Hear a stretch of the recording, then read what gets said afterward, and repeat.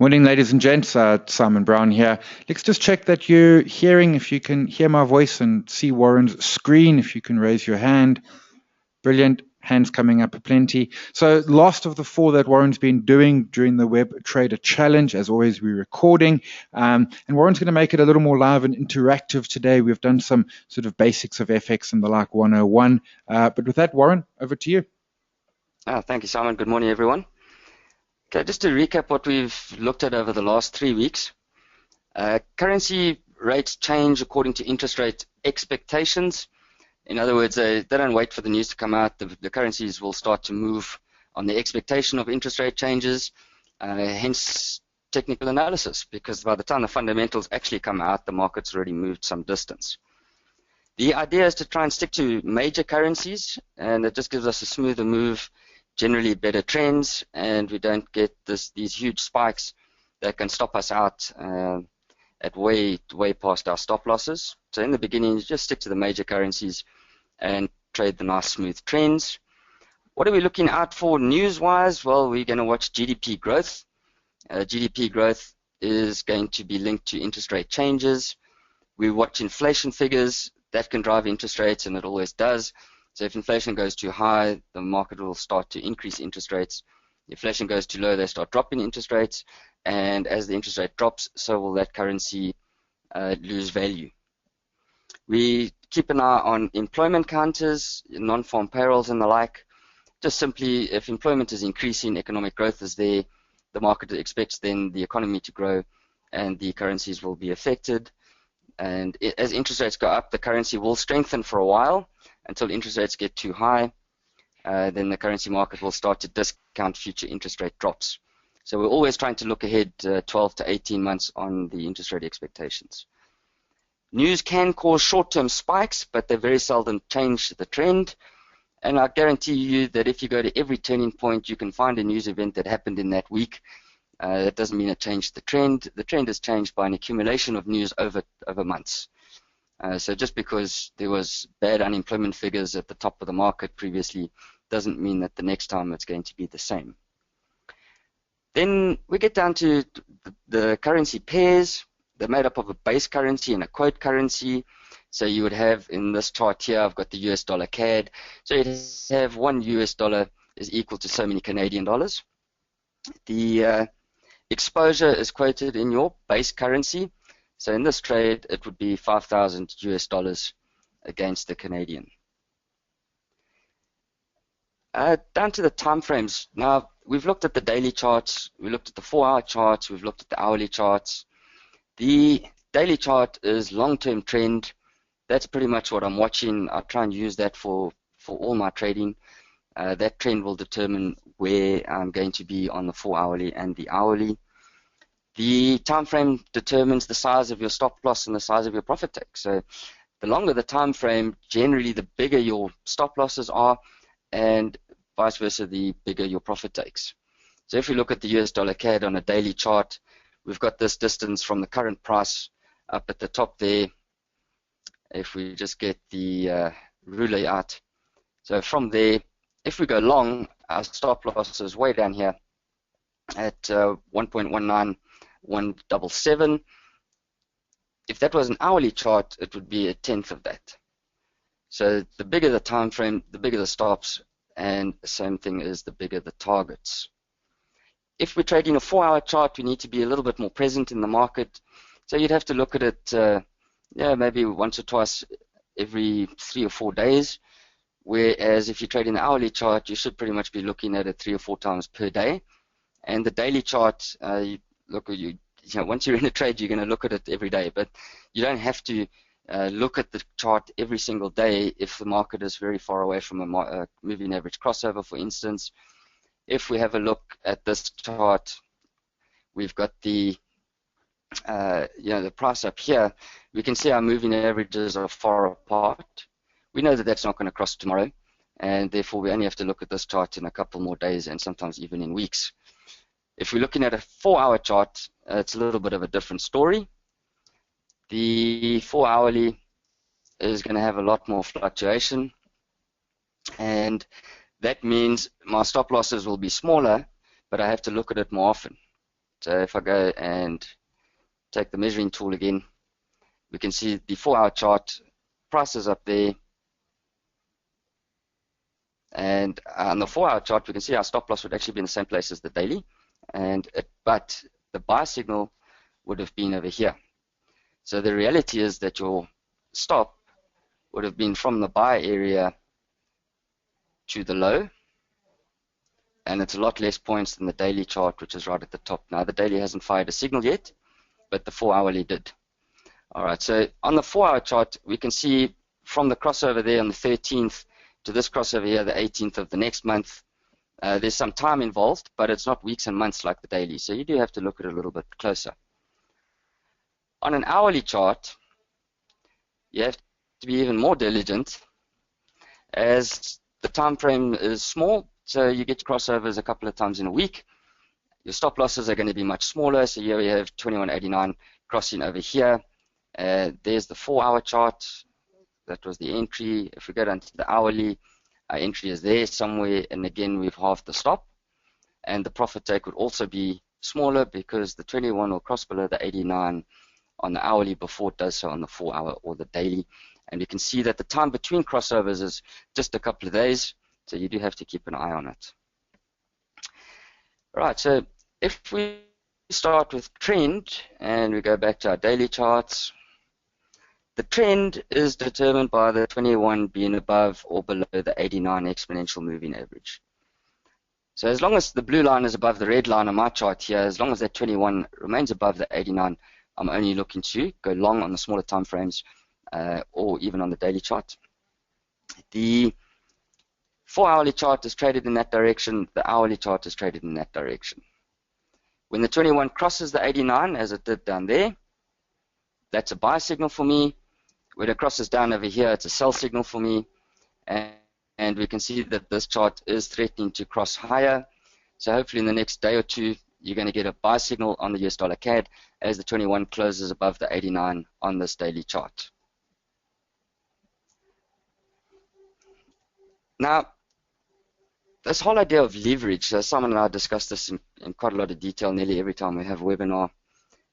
Leverage is a double-edged sword. There's two sides to this thing.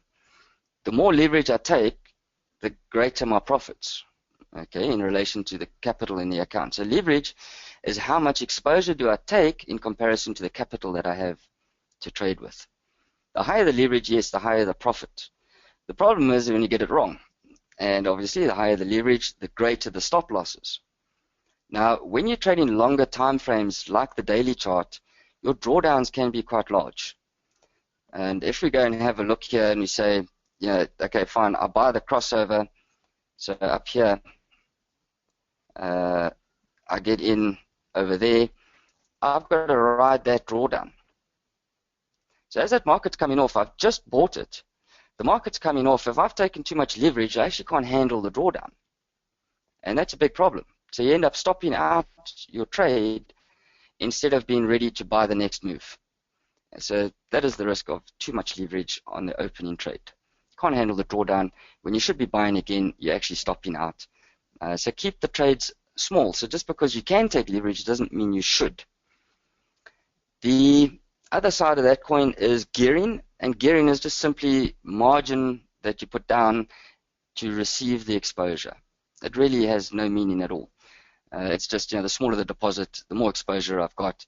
You just feel better about it. But the reality is that exposure is the size of your trade. So if you've got a $30,000 exposure to the market, that's what you care about. You don't really care that whether you paid $30 or $300 for that exposure. All right, so what you're really worried about is how much capital have I got? If I take 3 positions, how does that affect my overall leverage? And the gearing actually has no relevance. Okay, so if we take this daily chart, the dollar CAD is coming up to a buy signal, 21 approaching the 89, and that might be a trading idea coming up. The other option, of course, was that when the moving averages cross over, just delete that. When the moving averages cross over, I'm actually waiting for the price to come back to the 89 to give me another buy signal. So in this example here, we had a bit of a We had a hammer down at the bottom. So there's a hammer. Off the 89, that was trade number 2, and the market goes off. So what we're looking for here is 21 crosses above 89, position 1. If the market comes back, finds support on the 89, fires a candle pattern of some sort, so you can have morning stars, hammers, or engulfing patterns, then that would be entry number 2. And the other alternative was the chart patterns. So in history, we do have a bull flag over there. So you just draw your line in, there's your bull flag, it breaks the bull flag, and you can have another trade. And that's mainly on the daily charts. In the 4-hour basis, I'm just going to change here to the US dollar yen. So basically, dollar CAD is coming up for a daily trade. The smaller time frames are already long, so there's nothing down there yet. But when the 21 crosses above the 89 on the daily, then we can look to the smaller time frames to either add into the position, or if you want a longer term trade, you're going to just stay on the daily and wait for the triggers there. But if I type in here US dollar Japanese yen, this will illustrate my next point. The dollar yen has been in a consolidation pattern, so you can actually see the triangle over here. There's our triangle, and I'll just put it through like so. Today the market's broken above that resistance level. The 21 is still above the 89, so the trend is still up. So on the daily, this could be another trade, break of a triangle to the upside, and you can see I just put a little long in on this demo to illustrate the point. If I go down to a 4-hourly chart, we're going to see that if I just follow the system, I can simply use the 4-hourly chart to make the trade, and I'll show you now how. I'll just zoom out a little bit, and we can see what happened. The daily trend was up, the 4-hourly chart came down, there was another buy signal. So if you had bought that, it would have been up there. Okay, so if you had bought that level, you would have been stuck with this trade for some time, because the 4-hourly chart should be converted to a daily trade, and you could have had your stop loss at the bottom here. So you would have just put a horizontal line in there, okay, and you would be holding all the way through this this trade. Now, what happened here, as the consolidation goes, I stop buying. So I'm long on the daily charts, that's fine, I'll hold that. It goes into consolidation, which I can only recognize once I have this double top. Prior to that, you don't recognize the consolidation. All you can see is that you've got a higher high, you do have some lower, a higher low. You do have some lower highs, but it's not of a big enough time frame to get me too concerned about the long-term trade. Consolidation is confirmed at the double top, and now we have to wait. So you would have bought the one time over there, and the rest of the time you would be waiting. As this market starts to break through a resistance level like that, so in effect you have another little triangle within the triangle. It's not a great idea, but the 21 crossed above the 89. So let's just zoom in a little bit here. 21 crossed above the 89 over there. It's broken through, within the consolidation, it's broken through resistance. 21 above 89 is breaking through resistance. A small trade can be taken at that point. So you wouldn't take a full position, you'd take smaller than normal, saying, okay, fine, I'm going to take a chance at this one. But you're still following the strategy. You still got continuously rising lows. You had falling highs, which has now changed. So a small trade can be taken, confirmed by the 21 above 89. Please note that I didn't trade the crossover, I traded the breakout. Then the market goes and hits the previous high. This line's a little bit skew, could actually be down a little bit, and today it has pushed straight through it. Now on the demo you can see I bought a little bit high, but it's to illustrate the fact that the daily resistance level has been broken. I'm actually quite happy to trade that on an hourly chart. Okay, in this example, we could actually use the 4-hourly chart, and the long trade would have been triggered now. The 4-hour chart is closed above the resistance level, and the new candle has opened. There could be a trade on there. And that would just be a normal trade. It wouldn't be over leveraged. It wouldn't be excessive. You just take a normal trade with a stop loss, because it's a 4-hourly trade. Stop loss can be 50% of the consolidation.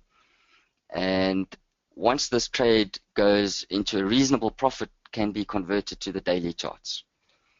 All right, so the idea on the 4-hour chart really is for me not so much trading the 4-hour chart as it is getting alternative shorter-term entries that I can add to my long-term position as this trade moves in my favor. When we go and have a look at the lower time frame, which is the hourly chart, that's about as low as I go. If we have a look at the hourly time frame, we're going to see a similar process here. The resistance level was broken. The 21 and the 89 crossed just before the 4-hour crossed around here somewhere. The hourly crossed down there. We don't trade that. Trade it on a close above the breakout level. You could have measured the initial drawdown.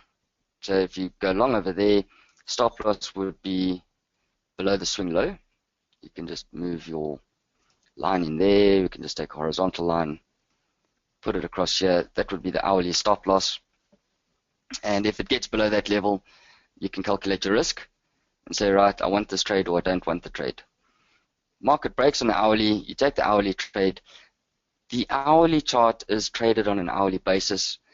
The only time I'd convert an hourly trade into a daily trade would be if it really just continues to rise. And we've seen on the dollar yen, there was a bit of a rounding top over here. The neckline wasn't broken. I'm just going to steal this line. The internal neckline wasn't broken, so that trade can be held. So rounding top, came down, found support on the neckline. You can hold the trade. You don't trade the next breakout because you're too close to the absolute resistance level created on the daily chart. The hourly hit the resistance level, came lower, and again, it didn't break the internal resistance level, which I just deem to be there. Never broke below that, so the hourly trade remains in play. And this is how I trail my stop losses up on the smaller time frames. So the hourly charts require quite a bit more technical knowledge. They require some more extra experience, and you shouldn't trade them too big until you're actually good at it. So keep your position size in reasonable, learn to trade first, and the profits will come over time. Remember, the whole idea is to accumulate profit. So don't let winners become losing trades. If you're in a reasonable profit, whatever you deem that to be, you're in a reasonable profit, don't let that go negative.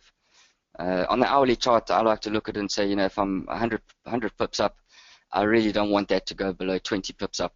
And that at least pays for any swaps that I might have incurred cost, and I feel better that I banked a profit rather than a loss. If the hourly chart gets above 200 pips, well, then I'm going to tighten my stop loss up as often as I can, which is why that trend line was put in there, that horizontal level was put in. That's a pretty decent trade, and I was looking to that area as a stop loss. So remember, we want to accumulate pips over time. The other question, of course, is you have to decide whether you have enough time and capital to trade smaller time frames and multiple positions.